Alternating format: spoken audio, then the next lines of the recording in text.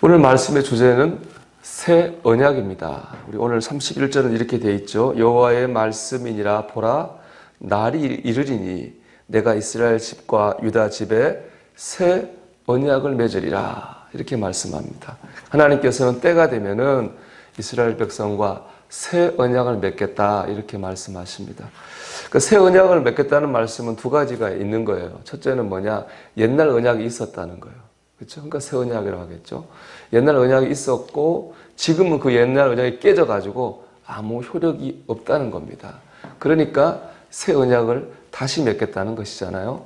그렇습니다. 옛날 언약은 뭐냐 하면은 구약이죠. 구약. 우리가 아는 구약입니다. 이스라엘 백성이 애굽 땅을 나와가지고 하나님과 계약을 맺죠.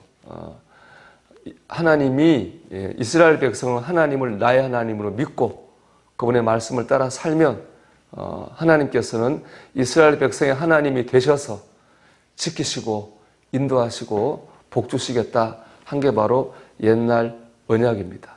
그런데 옛날 언약은 깨졌습니다. 다른 누구 때문에 깨진 게 아니라 이스라엘 백성이 지키지 않았습니다. 하나님을 나의 하나님 믿지 않았습니다. 말씀을 따르지도 않았고 우상을 섬기면서 하나님을 배신하고 하나님을 버렸습니다. 하나님에게 상처를 줬습니다. 그러면서 옛 언약을 이제는 깨지고 마른 거거든요. 그럼에도 불구하고 하나님께서는 이제 이스라엘 백성과 새 언약을 맺겠다 이렇게 말씀합니다. 이 새 언약 속에는 결국에는 하나님의 사랑이 있는 거예요. 하나님 사랑 말고는 하나님께서 새 언약을 맺을 이유가 없는 겁니다. 우리가 보통 인간관계에서 이렇게 배신하고 버리고 하면 어떻게 됩니까? 그 사람과 관계를 끊죠. 안 봅니다. 아니면 멀리 하는 거죠. 하나님은 이스라엘 백성과 관계를 끊지 않아요. 그러니까 이런 것 같습니다. 이런 표현이 맞는 것 같아요. 하나님과 이스라엘 백성, 하나님과 우리와의 관계는 끊을래야 끊을 수 없는 관계입니다. 버릴래야 버릴 수 없는 관계고 도무지 멀리할 수 없는 관계가 바로 하나님과 우리와의 관계라고 하나님이 생각하시는 거예요. 우리가 그렇게 생각하는 것 같지는 않고 하나님께 생각하시는 겁니다. 마치 이거는 부모와 자식의 같아요. 인간관계로 생각하면. 제가 예전에 본 영화인데 공공의 적이라는 영화가 있었습니다. 거기 보면은 페류나가 나옵니다. 돈 때문에 부모를 죽여요. 그런데 그 부모 나중에 시신을 부검하는데 부모의 목 속에서 자식의 손톱이 나와요. 이유는 이래요. 자식이 부모를 죽이는 과정에 자기도 모르게 손톱이 떨어져요. 부모는 죽으면서까지 그 손톱을 삼켜요. 자식의 손톱을 삼킵니다. 그 이유는 이거죠. 자식을 보호하기 위해서입니다. 그 손톱이 떨어지면 조사하면 아들이 그런 것 뻔히 아니까 마지막까지 아들을 살인자라고 하는 걸 숨겨주기 위해서 그 자식의 손톱을 마지막 죽는 순간에 삼킨 겁니다. 이게 바로 부모죠. 자식은 부모를 찌르고 상하게 해도 부모는 마지막까지 자식을 사랑하는 거죠. 하나님의 사랑이 여기 똑같습니다. 우리 하나님을 버리고 배신하고 마음 아프게 했지만 하나님께서는 우리를 버리지 않으시는 거예요. 우리를 멀리하지 않으시고 우리를 사랑하십니다. 그래서 다시 살게 하시고 사는 길로 인도하십니다. 그게 바로 새 언약입니다. 이 새 언약 속에는 우리를 향한 하나님의 정말 진한 사랑이 들어가 있습니다. 그런가 하면 새 언약 속에는 하나님의 용서가 있습니다. 여러분 새 언약을 맺는다고 하는 것은 과거의 죄를 뭐 하겠다는 거예요? 다 용서하겠다는 거잖아요. 과거의 죄를 용서하지 않으면 새 언약을 맺을 수가 없습니다. 과거의 죄라고 하는 게 분명히 있기 때문에 하나님께서 새 언약을 맺겠다고 하는 것은 과거의 모든 죄와 허물을 용서하고 과거를 기억하지 않겠다는 것입니다. 그렇기 때문에 새 언약 속에는 하나님의 용서가 들어가 있는 겁니다. 여러분 용서하기가 쉽습니까? 용서하기 쉽지 않죠. 말은 쉽죠. 용서한다. 실제로 용서를 진심으로 실천하는 것은 어렵습니다. 스펜스 펄킨스라고 하는 사람의 경험담입니다. 그 집에 새벽에 성탄절 새벽에 도둑이 들었어요. 도둑이 들어가지고 성탄절 트리 밑에 있던 선물을 다 훔쳐가 버렸어요. 당연히 놀랐지만 더 마음 아팠던 건 자녀들. 자기들 선물이 다 없어졌잖아요.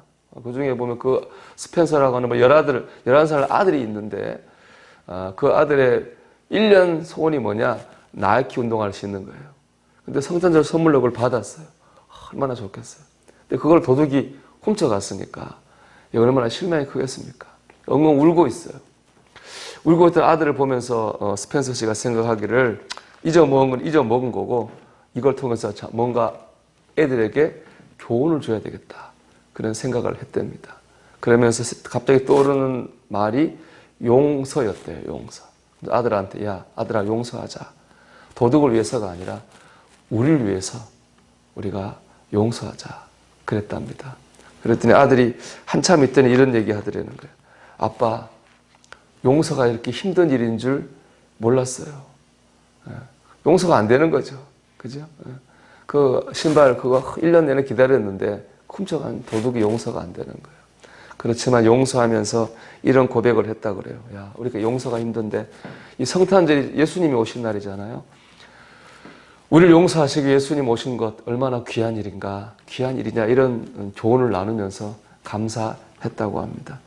여러분 용서가 어렵습니다. 어려운데 하나님께서 우리를 용서하셨습니다. 근데 그냥 용서한 게 아니잖아요. 우리 죄를 지고 십자가에서 어떻게 해요? 죽으셨잖아요. 왜냐하면 옛날 언약에 의하면요, 용서를 어긴 사람은 저주를 받고 죽게 돼 있어요. 그럼 죄를 지은 건 사람들이잖아요. 근데 저주받고 죽은 건 누구예요? 예수님이잖아요. 예수님이 십자가의 대속이죠. 희생이죠. 희생을 통해서 우리를 용서하신 것입니다. 그래서 우리가 구원받고 새 언약의 백성이 되었습니다.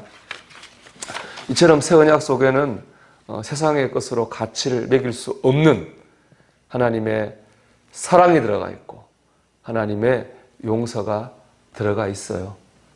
우리가 이 새 언약으로 구원을 받았어요. 그렇다면 적어도 그 무게와 의미는 알고 믿어야 되겠어요. 내가 그냥 구원받은 게 아니잖아요. 하나님의 이 사랑, 정말 배신자, 버린 사람, 상처 준, 찌른 사람을 덮어주는 이 사랑으로 내가 구원받은 거예요. 희생의 용서로 내가 구원을 받은 것입니다. 우리가 이 하나님의 사랑과 희생을 우리가 마음에 품고 살기를 소망합니다. 그리고 중요한 건 뭐죠? 믿는 겁니다. 구약 옛 언약의 핵심은 지키면이에요. 말씀을 지켜야만 되는 거예요. 못 지키니까 깨진 거예요. 새 언약 신약의 핵심이 뭐냐? 믿으면입니다. 하나님이 세상을 이처럼 사랑하사 독생자를 주셨으니 이는 저를 뭐예요?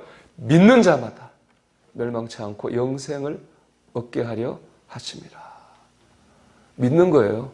하나님이 이렇게 나를 사랑하시는 걸 믿는 거고 내가 이렇게 용서받은 걸 믿는 겁니다. 그것이 바로 새 언약의 백성으로 사는 겁니다. 여러분 오늘 한 날도 우리가 하나님의 사랑과 용서를 믿으며 살기를 소망합니다.